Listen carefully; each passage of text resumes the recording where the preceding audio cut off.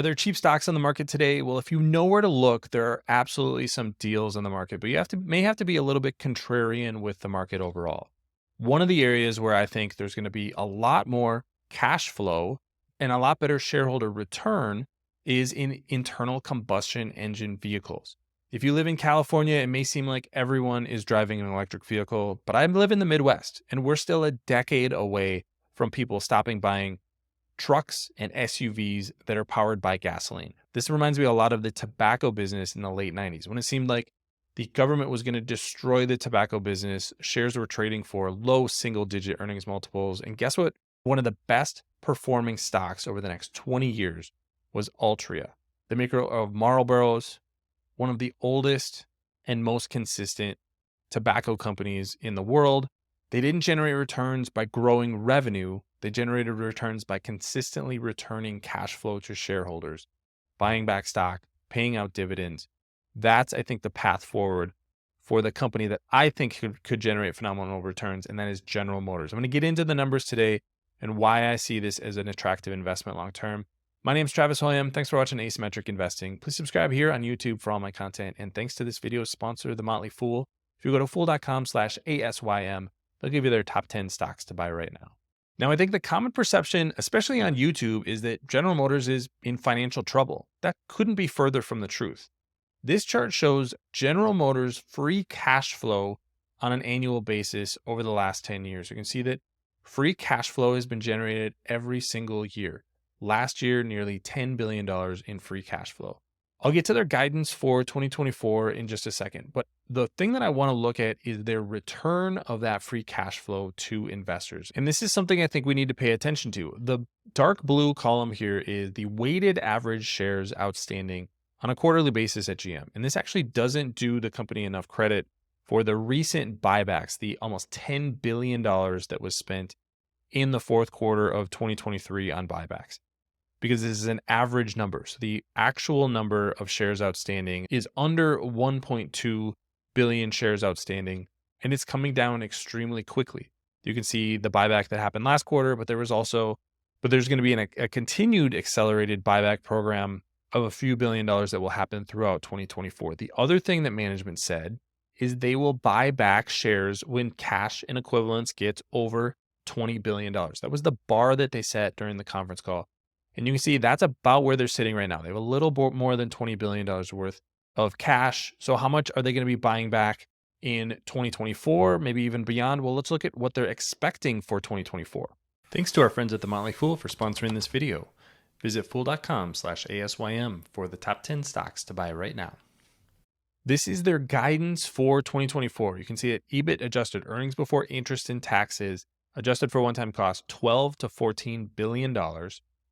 Automotive free cash flow, $8 to $10 billion. So just the auto business, not including financing, is going to generate up to $10 billion. That's their expectation. So given the company's market cap today of a little over $40 billion, we could see 20% of the stock repurchased during the year. And what are margins doing? This has always been the criticism, was that companies like Tesla we're going to be able to undercut General Motors on prices and then also take market share. We just don't see that in the numbers. 8 to 10% General Motors North America EBIT adjusted margins. At the same time, they continue to invest in electric vehicles. We're going to see a number of new models launched in 2024. I don't necessarily think those are going to be cash flow drivers, but you're generating cash at the same time you're investing $10.5 to $11.5 billion in capital expenditures and battery joint ventures. So there's a lot of investments going on in the future as the company continues to generate a ton of cash. On top of that, you have a business like Cruise, which had a really bad 2023, but still provides potential upside. Not all stocks generate returns because revenue is growing or earnings are growing. And I think if you're an investor in a company like General Motors, you don't necessarily expect a lot of revenue growth, especially from the internal combustion engine vehicle side of the business. What you're hoping is that during any sort of downturn that we might have or any sort of bumps in the market, you don't go from generating $10 billion in cash a year to generating negative $20 or $30 billion in cash a year. That's what happened during the financial crisis. But I think GM's financial structure has improved enough, the risk management has improved enough over the last 15 years that risk is much, much lower than it used to be. At the same time, buyers have moved to vehicles that GM really specializes in: trucks, SUVs. This is where the money is being made in the auto market today. And you can see from this chart that GM's margins and this most recent quarter was impacted by the strike. So those margins are going to pick back up, like I said earlier, to that 8 to 10% range. And those are EBIT adjusted margins, not gross margins. But GM's margins have maintained relatively steady. Free cash flow has been relatively steady at the same time that Tesla has had to compete more and more on price. They've had to lower their prices to meet their sales goals. And now they're starting to push back some of their capital expenditures, particularly in Mexico, which would add to capacity for their vehicles. Then you have question marks like, is the Cybertruck going to sell significantly when General Motors has new vehicles like this, like an electric Silverado or an electric Escalade, which I think are going to be phenomenal performing electric vehicles, at least relative to some of the non-Tesla EVs being sold right now. So I think GM is in a much stronger position than a lot of people think. We're going to still be buying internal combustion engine vehicles. We're going to still be consuming oil and gas 10 or 20 years from now. And a lot of those early adopters have now bought their electric vehicle, and there's just not as much growing demand for EVs today as there was just a couple of years ago. So these are the kinds of things that you need to keep in mind as an investor. What are you paying for a stock, and then how is a company performing? GM is not going to blow your socks off with revenue growth or margin increases or things like that.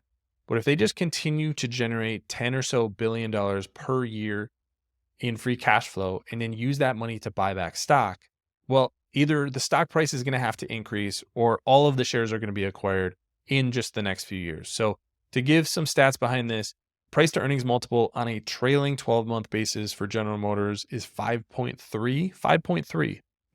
Tesla's trading for about 10 times that. Enterprise value to sales is 0.9. Price to free cash flow is 4.5. Those are all trailing numbers on a next 12-month basis. So this is based on analyst estimates for 2024, and those are driven by the guidance that I just talked about. Price to earnings multiple is 4.4. Price to free cash flow is 5.6. And I think this one is interesting. The 2-year forward earnings per share growth estimate from analysts is over 7%. So analysts are expecting 7% earnings growth from a company trading for about 5 times earnings that is buying back stock at a really rapid rate. I just think the tailwinds behind GM are too good to ignore right now. The core business is a lot better than people think. They're moving into electric vehicles, maybe more slowly than they were anticipating just a few years ago. I think that's probably the right move. They'll get that cost structure a little bit lower, find out what exactly people want to buy, and not just go all in on EVs. They don't need to do that because they have this cash cow business. And don't forget, you still have Cruise. I think Cruise could be a fundamentally disruptive business to the way that we think about transportation. And GM owns a majority of that company. It's building their custom-made vehicles. And if that business ever really takes off in the next 10, 15 years, remember, I'm a long-term investor here, so I'm thinking out very long-term. That could be $100 billion, $1 trillion company like Uber, but without the drivers. So I think there's a ton going for General Motors right now.